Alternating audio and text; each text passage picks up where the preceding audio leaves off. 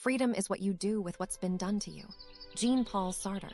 Have you ever woken up and felt as if you were simply stepping into a story already written? Maybe you notice, quietly, that the choices you make each day don't really feel like yours. They might be shaped by family expectations, the slow drift of circumstance, or paths you followed almost by accident.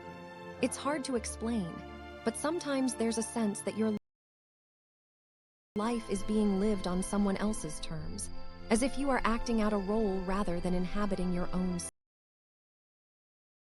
skin. Maybe you feel it at a job you never truly wanted, or in a rhythm of days that feels strangely disconnected from what you once hoped for. If so, you're not alone. This feeling is more common and more human than it first appears. But Sartre saw this another way, a way that can cast this quiet discomfort in new light. For him, life was not primarily about what happens to us, or even what others expect of us, but about our response. What we do with all of it. Sartre believed that even when we inherit circumstances, roles, or stories not entirely of our own making, a certain kind of freedom remains. Not the absence of all influence, but the ability to choose how we relate to these influences. The feeling of living someone else's life is, in Sartre's view, not a permanent state, but a gentle awakening. A question asking to be noticed. He would say that this unsettling sense of disconnection is the first spark of your own freedom, an invitation to see your own possibilities. You may not control where you began or what has been done,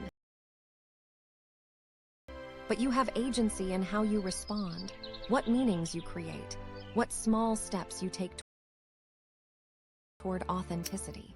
When we begin to see life through Sartre's lens, subtle shifts can happen. Instead of blaming ourselves for not feeling at home in our lives, we allow the discomfort to become a compass.